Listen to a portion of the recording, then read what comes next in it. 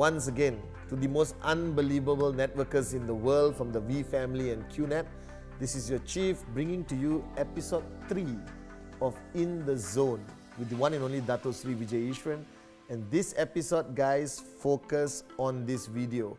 It is going to be a life-changing discussion about one topic which has been instilled in me by Dato Sri Vijay himself. So once again, Dato Sri Vijay, welcome to In the Zone, episode 3. All right, love the shirt. The Indonesians will go crazy with batik. Dato Sri, I was thinking about this topic before we started recording.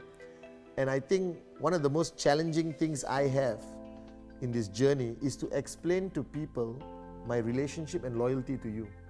Because the outsiders think this is business, this is network marketing, and they fail to understand the concept of loyalty playing a role in business, in making money.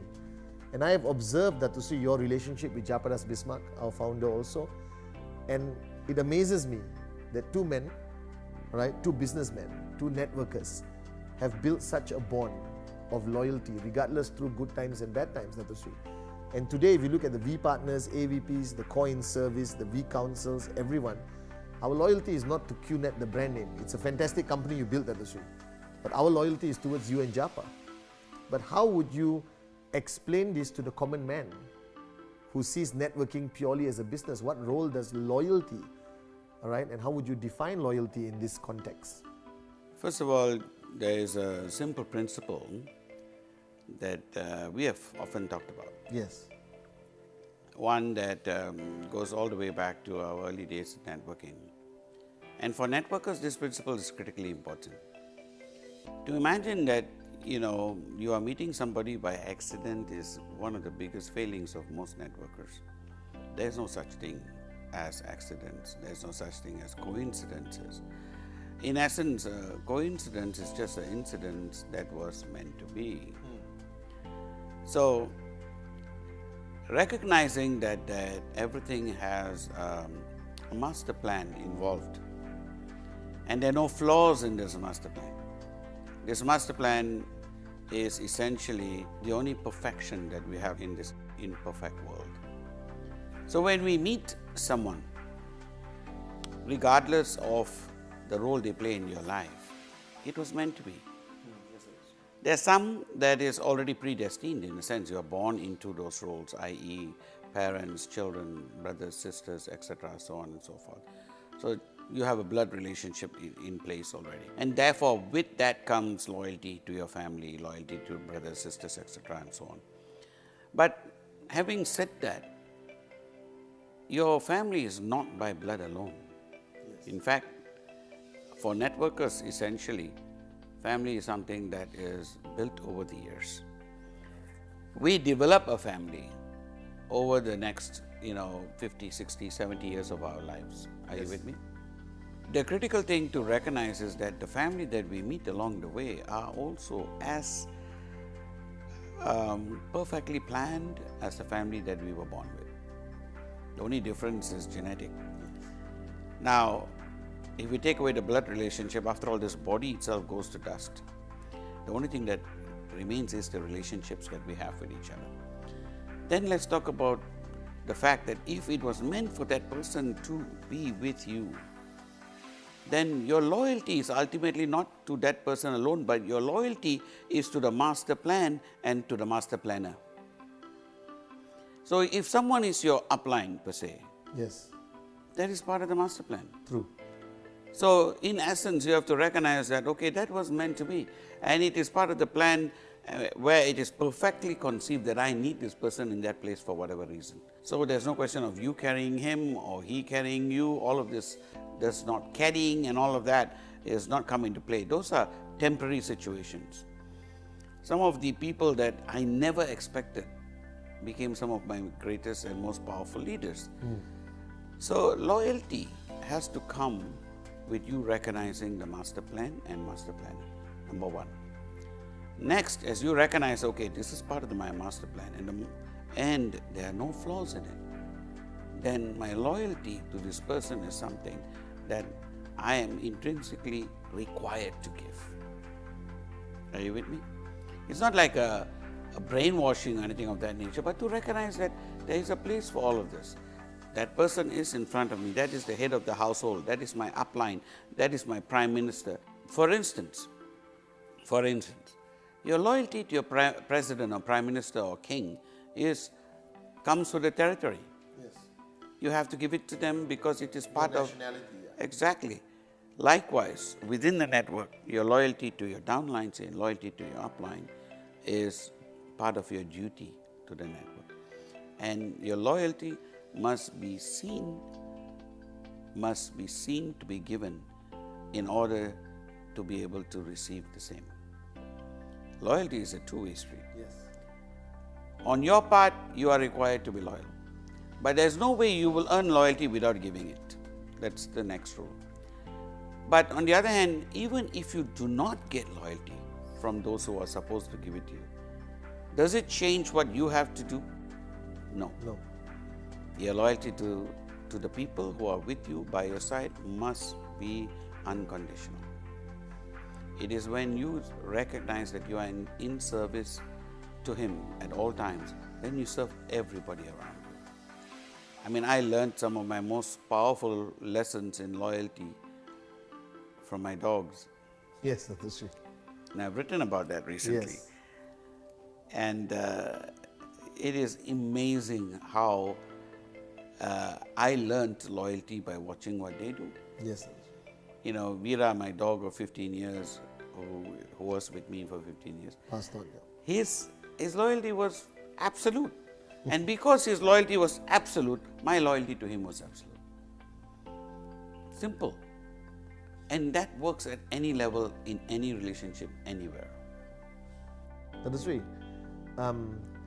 A lot of people can also abuse loyalty, especially in our industry. And I have observed that, Sri, and something that's very important to me is what you taught me many years ago, that the loyalty of people towards you is not there to feed your ego. But over the years, I've observed that people have either misinterpreted or abused literally the fact that having downlines loyal because of the system and the structure has also got to their heads or got to their ego and turned them into, as you always say, the worst networker is the dictator. But how does somebody stop that from happening? What would be the message to these leaders who get easily influenced by the loyalty they receive? Ultimately, the greatest leaders, if you go historically back, the leaders that are remembered and revered and cherished, be they kings or presidents or generals or in whatever position they've had, are the ones who have been unconditionally loyal, and in that sense, I mean in service. Yes. They are in service to the country. They are in service to the people that they serve. They are in service to the unseen faces of thousands of people out there. Mandela, classic case in point. He was a life in service, which made him one of the greatest leaders of all time. And he sat in jail, rotting away, literally for 3 decades. A very heavy price to pay. But he was doing it for people that he had never met. People who he had no knowledge of and no idea whether it would ever be of any use to them in the long run. But he was doing it anyway because he believed in what he stood for. He believed in the cause that he was willing to give his life for. Mahatma Gandhi, another great example. Yes. Martin Luther King, Mother Teresa. It goes on. These are people who served, who were in service to their people. That makes great leaders. So anyone who at any point thinks to himself that he deserves the edification he's getting from these, downlines and so on and so forth, he's fooling himself. He is ultimately a servant leader. He must understand that he has to serve to lead. Yes, sir. Once he understands that, then all the edification, all the things that will come over will just wash over him. He will accept it without recognizing it, without being moved by it. Because ultimately he is in service. True. Yes. And nothing shakes that. So I think loyalty is something that you need to give in order to lead, not to get in order to lead. Yes. A lot of people think that in order to lead, I need to get loyalty. Yes, the that's right. reality is, it's loyalty that you have to give In order to lead. in order to lead. Datasri, over the years at VCon, our flagship event, in every other company which I have been, you have been in, Datasri, the diamonds, the partners, they're all treated like kings and queens on a pedestal. But VCon is completely different. Yep. As you told me, Patman, we have millionaires carrying chairs. Now this is a double-edged sword, all right? It's again, the mainstream networker would say, I don't want this. But why did you and Japa at the beginning pick this as a fundamental pillar, which contradicts mainstream networking completely from the edification? That you wanted your leaders to always be in service at the events, like you were, Datasri. I remember we had a cruise. You were there carrying luggage, all right, loading luggage into the cruise ship as the founder of the company, Datasri. I was there running around trying to stop you from doing it, but you reminded me that day, Datasri, that edification is not about sitting on the chair. It's not about what people think of you for 2 minutes, but what people think of you for 20 years, Datasri. Why did you and Japa instill this core value in a network marketing company?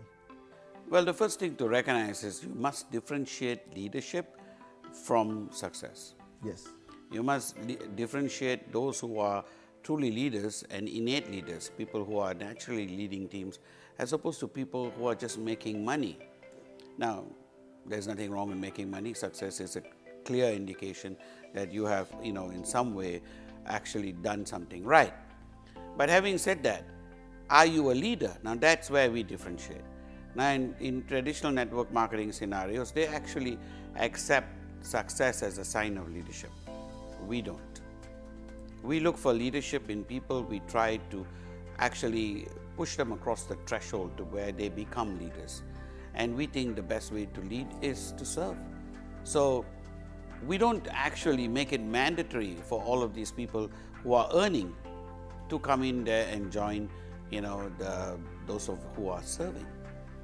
Many who are serving, in fact, all who are serving, do it voluntarily. Yes. So the in-service, which actually is the backbone of VCon, which makes VCon what it is every year, because without the in-service, the army of in-service, we would not be able to be who we are.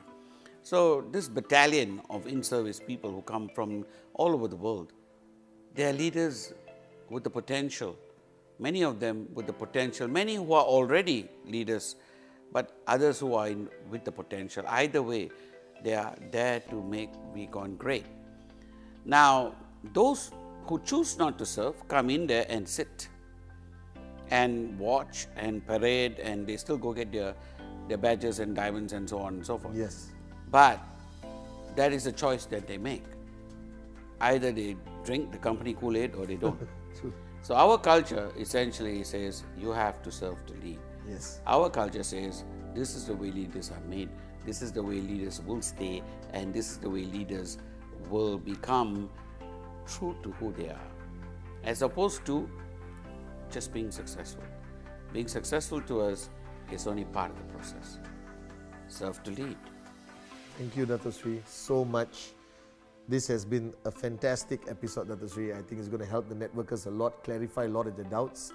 And guys, watching this video, once again, the unbelievable opportunity of listening to his words, the one and only Dato-Sri Vijay Ishwan, and being in his zone. So watch out for episode 3 on the second week of this month. All right, a second week of every month, there'll be episodes of In the Zone. All right, once again, guys, the one and only Dato-Sri Vijay Ishwan.